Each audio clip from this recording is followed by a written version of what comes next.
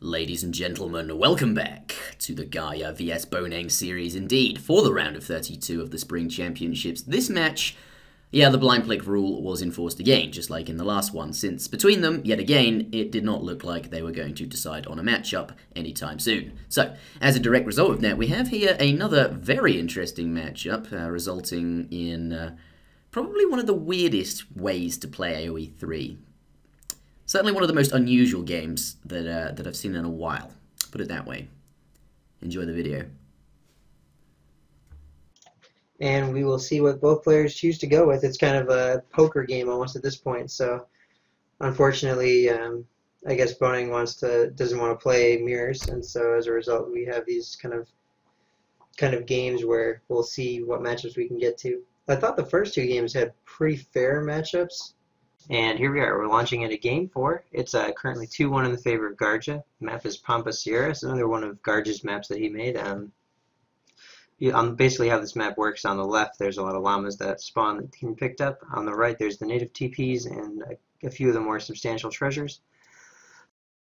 And then there's also a couple of, there's usually two that spawn in the middle. Those are the biggest ones actually. There's this 90 food and 75 wood. We have Garja spawning in the bottom as the French, red French, and at the top we have Boneng spawning as Sioux. We can already see the Sioux Explorer running off, and he's going to be able to scout the map very quickly. I'm surprised that he has not gone this way to pick up as many llamas as possible. I know that we just checked out the map, so he knows that they're over there. It surprises me that he didn't want to pick them all up. Maybe he's going to swing around and try to steal them all or something cheeky. Also, this converted unit cannot collect the animals, so he will know they're there, but will not be able to bring them back. It's usually very hard to get a treasure advantage against Sioux, just because of how fast they are, and how they pick up treasures. They pick them up faster than any other explorer. So Garja being able to sneak out the 75 wood and get a lot of llamas is really an excellent opener, and more than you could really hope for as French here.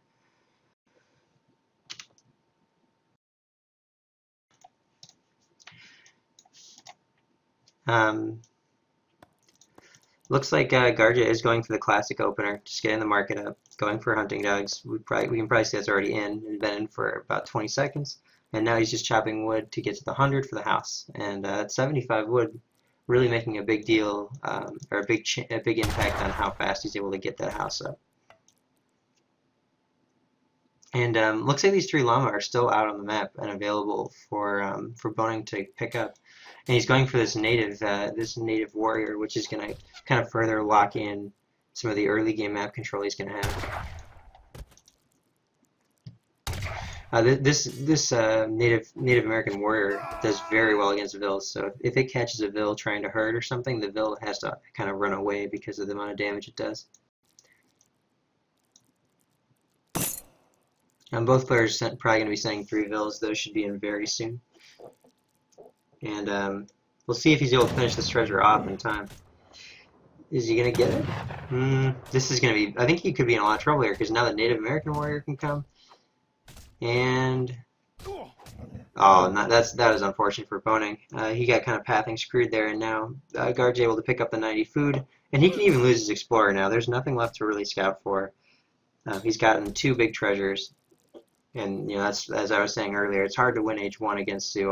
It's actually impossible. So just coming out with as much as you can is what you need. I like the explorer name here, Les Garju. Je suis blessé. Je ne peux pas bouger.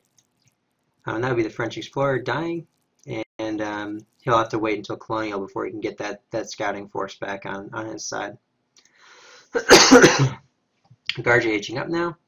Improvements wise, he did not go for steel traps or the hunting one, gang saw, which is probably fine. I wonder if it's when I look at the water or something.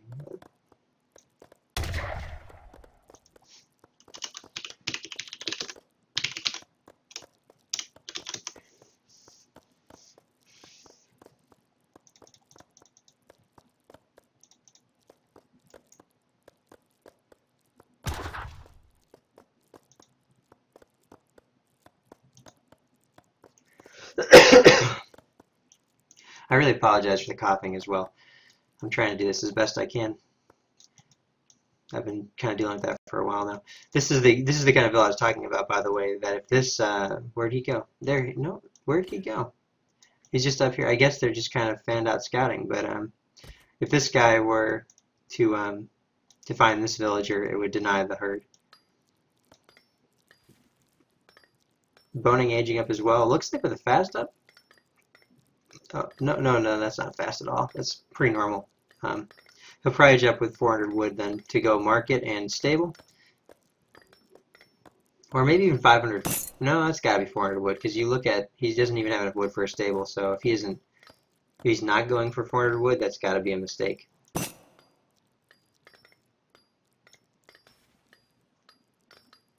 And with Sioux, since you don't need houses, there's usually a very precise amount of wood you're looking to chop for anything that you're trying to do. Steel traps coming in, Draco coming in, and we're going to see from Garja is just basically a lot of Musk and a lot of Expo, and maybe even a timing push with villagers in the mix. Let's check his deck real quick, see if he's got Pioneers. He's added in Pioneers, he's added in Wilderness Warfare, and these two cards are meant to improve his villager stats. And he's also got this card to upgrade as Expo. I do wonder why he's got all the Native American stats in there. I wonder what the natives are. Those are not good against bow riders. Those might be. Nah, none of these natives are really good against bow riders, I would say. So I'm not sure if he ever intends on making natives or not. But I probably wouldn't do too well. Stable down as you'd expect. There's not too much that Sioux can really do to vary. He's got 100 wood. I know what that's for. That's for the fire pit. But he's making bow riders now for sure. I don't need to check. We can just for fun. And oh, there's the bow riders.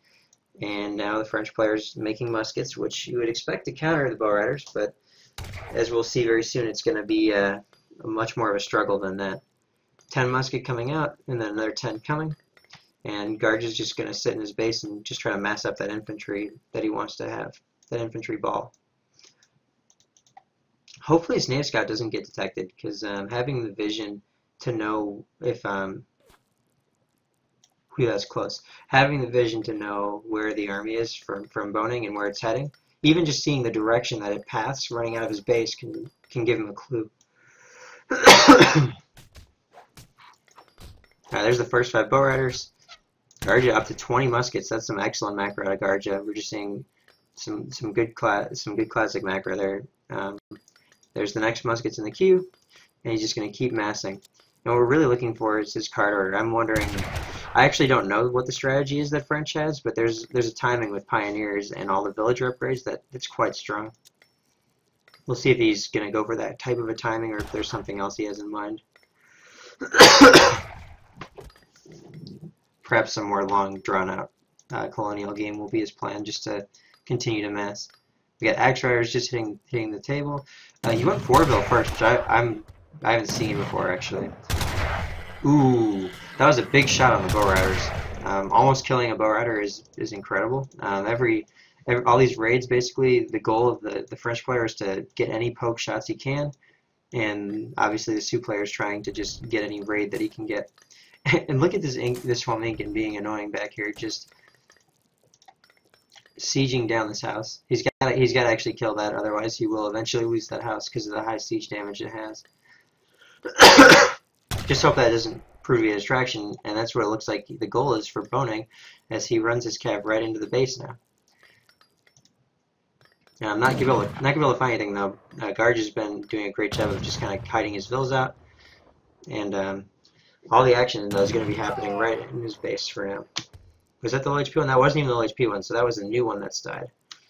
So now, basically, Boneng's been out 2 bow riders so far, and if we look at the military population, there's 32 muskets on the field, which is a lot of muskets. And they're going to catch even more here. Ooh, that's one cabin, maybe 2. That's be 2. Oh no, he canceled the animation, or maybe it's just that fast.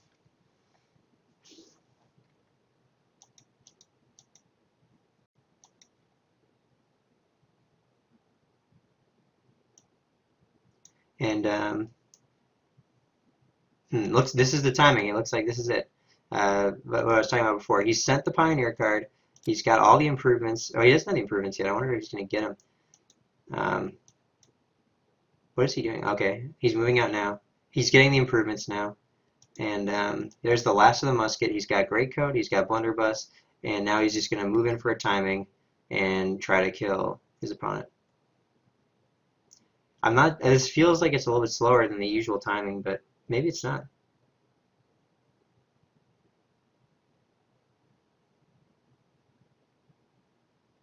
It felt like he had a great musket count, and you know, like when his first two batches were just so strong. But Boneng doesn't see this actually. Every second's going to count too. If he's able to succeed, and it's almost like I guess he knows this. This is kind of like what a lot of people do against Rafu on the ladder, who plays a lot of Su. I feel like these 6 Eaton bows won't be enough though to stop it. Where I don't understand this game. It's like, where is he going? He's like abandoning ship, I guess, with a lot of his vills, so he can keep gathering. Interesting. I mean, this is just bizarre to me. These vills are running everywhere on the map right now. It looks like he's going to pin down these 4 vills, but that's a very small gain for having pulled every single vill you have and walking them across Pampas Sierras.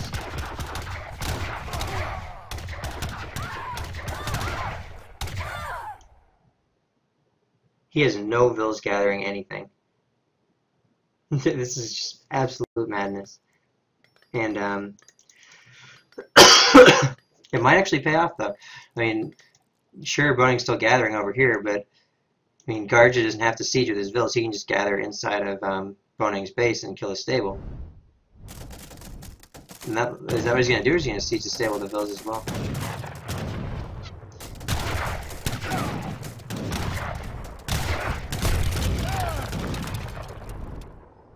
I'm so surprised that he is doing exactly this. If I were him, I would be kind of gathering resources here. Why not? Vills don't have very much siege, do they? He's also shipped Wilderness Warfare. Look at these vills, 396 HP. These things are monsters.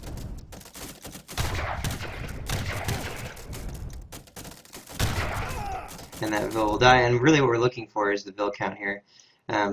Even though Garja's vills aren't gathering, he does still have a significant economic lead, and he could at any point start gathering. And also, the Su player has 0 wood, so he has no way of spending any of the food that he's been gathering. So he hasn't really adapted quite too well to this yet.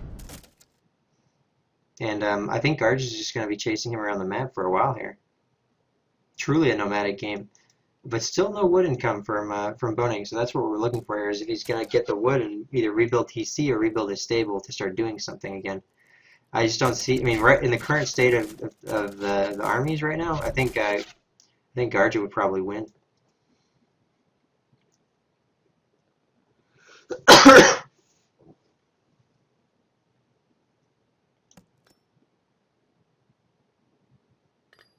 He's gotten the stable back up. I'm not sure how. Oh, probably market. He bought some stuff, yeah. And I think I think that Garja's going to get to the stable though before anything comes out of it. This is just an absolute insane game. I really like the way that Boneng's playing. He realizes that this type of a strategy, like, you know, there's no need to force anything to happen. Like, he can just buy time. He's been effectively sieging while Garja's been just doing nothing at all. I think this is going to turn out in Boneng's favor, actually. I just don't see how he's going to be able to deal with this.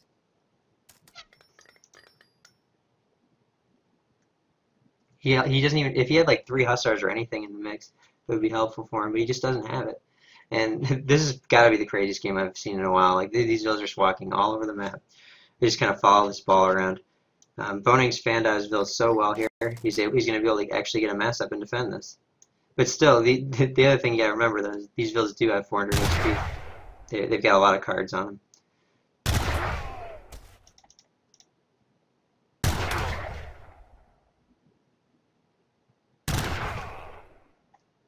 But I mean, every second that he's doing this, like, he could just be hunting. He doesn't need to be this all in. And I think he's gone a little too all in on this. And Boneng also, this is another little thing from Boneng, was saving these these llamas here. He was able to use those to get a little bit more of a food acceleration. And now he's got like almost 1,000 coins somehow. I think both players just aren't quite too sure what to do here in such a weird situation.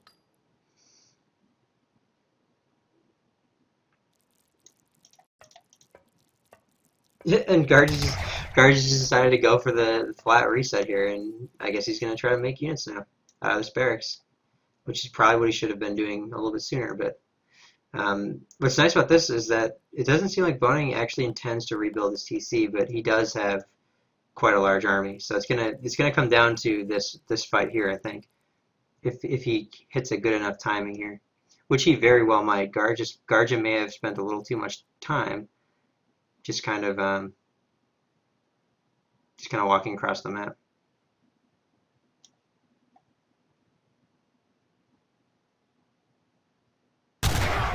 Ooh, 2 bow riders going down. And the Vils are just almost more acting as a deterrent here, just to keep the muskets from being engaged on.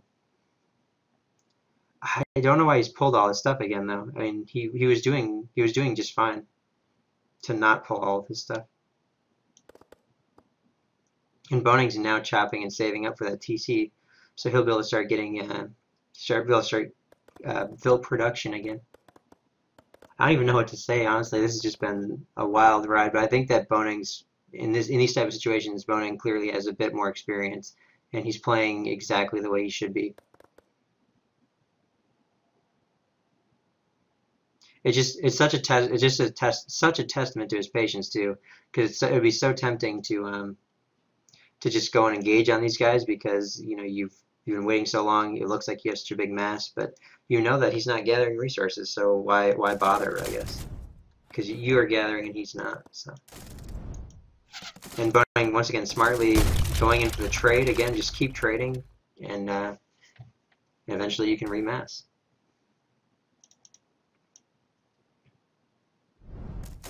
I guess Garja doesn't really need these houses anymore because he doesn't intend to gather resources for the rest of the game, so. Not too big of a loss. I'm surprised that Boneng went for this war hut. Is he actually going to make units out of it? I mean... Oh shit, he wants a shipment point. That's what he wants. So that actually was a smart move now, because he's got a shipment point, and now he can chop for a TC and transition that way. I don't understand this. This is such a big map too. It's not like you're not going to be able to find everything roaming around in one big ball like that.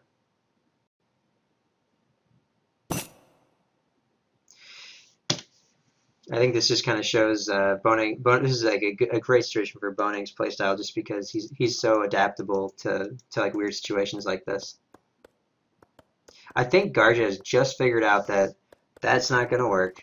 Maybe he figured it out about 4 minutes too late, but we'll see if he's able to chop the wood for a TC. Like, look at Boneng's resources stockpile. He's already got enough. He's dropping a new TC in a really nice spot too, and it could have been a totally different game had this happened way sooner. Had Garja just started chopping wood in Boneng's base even for the trade. Oh, he's just dropping an outpost even. I don't understand this game. I'm so confused.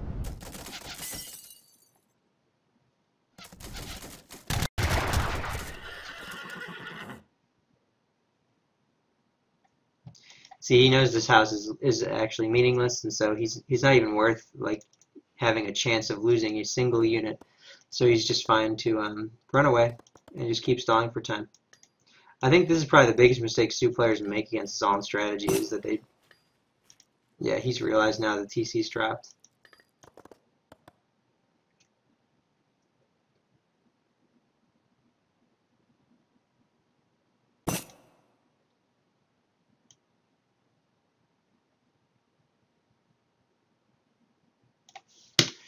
Yeah, Garja's not sure what to do now. I think he feels like he's too committed to his original plan.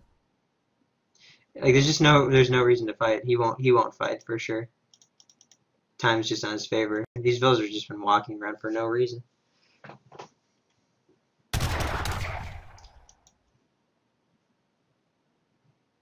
And we were talking about in the early game about how Boneng's goal is to either get vills or disrupt the economy, and you can think about this in that way. Like, he is disrupting the economy right now because for whatever reason, whenever Boneng runs away, Garja is willing to just chase with all his vills. Like this right here is just disrupting the economy. So it's not and he's going fortress now. I mean, this is probably over. About 6 or 7, maybe, I guess he pulled him at 9, so about 8 minutes too long he spent running around with all of his vills. And we'll just wait for this game to end, pretty much. I think he's going to GG that and probably resign when he sees the fortress. And there it is.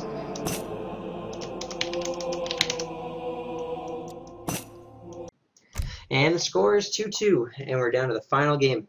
A lot of the games in this tournament have been pretty much clean sweeps one way or the other, but this series is going down to the last game, and I mean we've had 2 excellent games from both players, and it's led to a 2-2 score. So the final game here going down for the series, this is going to decide everything. I don't even know what to say. Like my mind is still just boggled from watching bow riders run around for that long.